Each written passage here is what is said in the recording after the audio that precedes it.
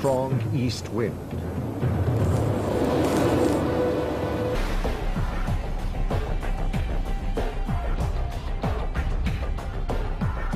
For years, explorers have searched for evidence of the miracle of the parting of the sea.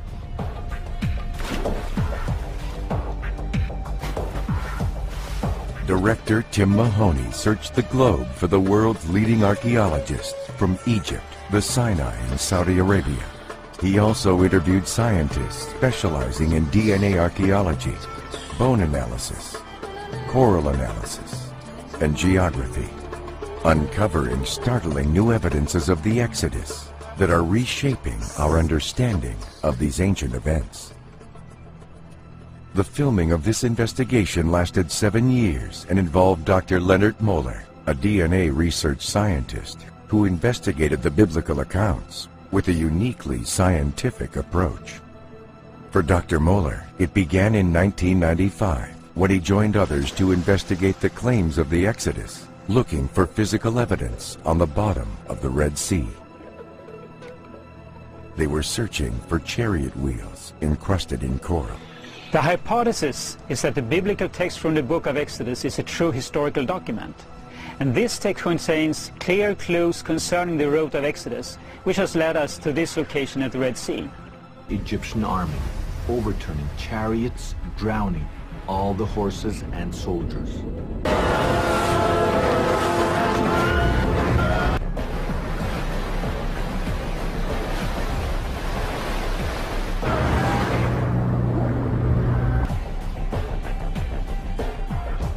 Archaeologists, what can you dig up which is going to prove the Exodus? What would you have to find in order to prove the Exodus? This is the Cairo Museum, home to some of the most famous mummies ever.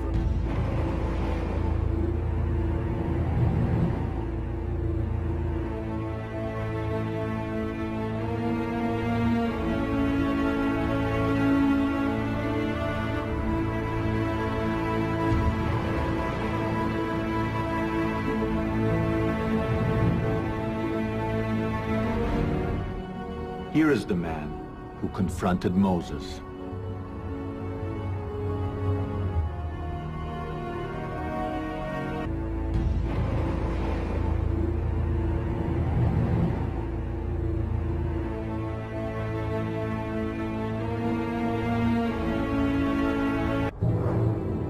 The Bible records that at the time of their arrival, one Israelite rose to the highest levels of Egyptian power. His name was Joseph, son of Yaakov, Jacob in English, and he became so powerful that he wore on his finger the seal of royal authority. Professor Manfred Bitak found no less than 9 seals worn by Joseph's court officials. Inscribed right on them is the Hebrew name Yaakov, Joseph's father. It's very strange that we found 9 seals with the name Jacob here. It's a biblical name, by the way. The original was probably mounted on a ring worn on the finger, and this gives us a new puzzle. To support our new biblical timeline, we needed to find alphabetic inscriptions carved by slaves some 3,500 years ago. In our wildest dreams, they would also mention the biblical god, El.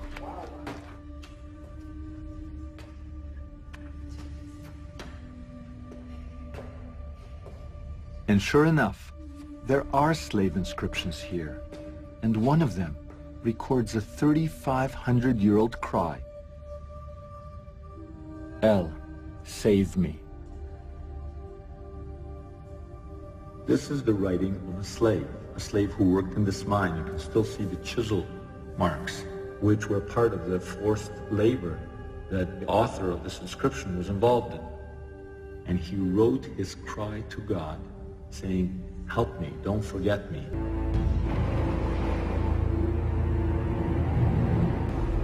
Incredibly, there is an Egyptian papyrus that tells the exact same story.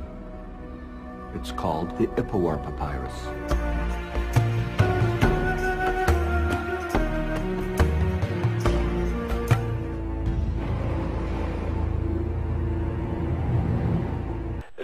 סופרים, היסטוריונים מצרים, כתבו מאמרים בנושא הזה שלקחו בני ישראל מהמצרים לפני יציאתם לסיני. והסופרים ההיסטוריונים האלה אמרו שאנחנו רוצים פיצוי, ויש אסמכתה לזה, כי זה מעוגן בתורה שבני ישראל הלוו תכשיטי זהב מהמצרים כדי לחגוג ולהחזיר אותם, אבל לא החזירו. אז הגיע הזמן, עכשיו אנחנו הולכים לקראת שלום, לבקש את הפיצויים, כן? והם מסתמכים על מה שכתוב בתורה. זה היה בשנת 78, בעיצומו של המשא ומתן על השלום.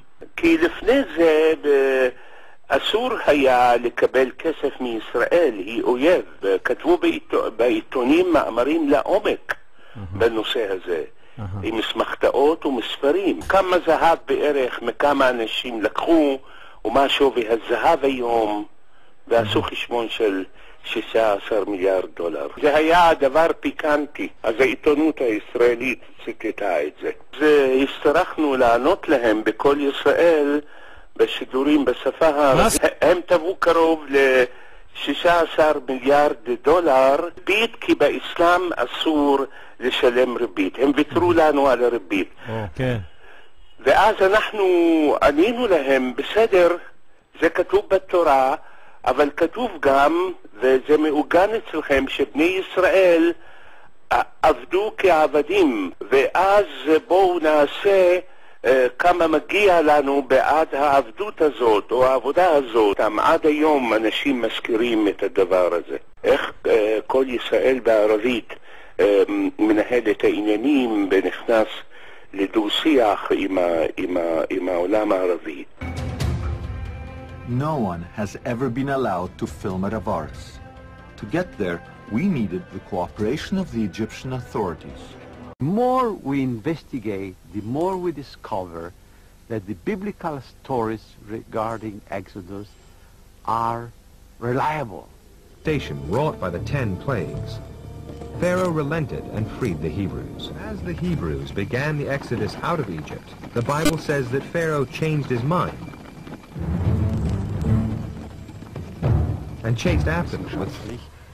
This proves scientifically that the large number of chariots described in historical texts are actually true and cannot be dismissed as impossible.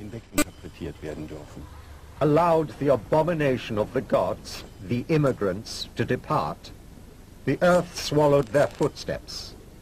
This was the directive of the primeval water, who came one day unexpectedly. The shows that the story of Moses and the Exodus can no longer be dismissed as the figment of a scribe's imagination. But this leaves one final question. How did the Bible get so many of its facts right? Explain why the archaeological record matches so well the biblical accounts.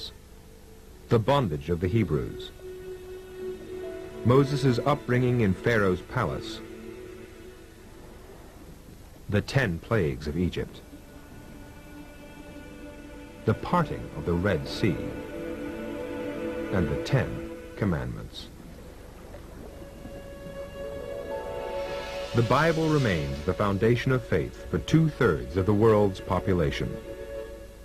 The modern age is also rediscovering it as a tool for understanding. Let's put all the data together on the table, and then let's hash it out and see what the most likely scenario is, and let the viewer decide. It was just exciting to see those divers with their films and showing the chariot wheels and the chariots down underneath the water. It was fantastic. I thought I knew a lot about the subject, but I learned so much. The facts, the scientific approach is riveting. This movie is going to rewrite the history books. It'll rewrite the conventional wisdom of what we think about how the Exodus occurred.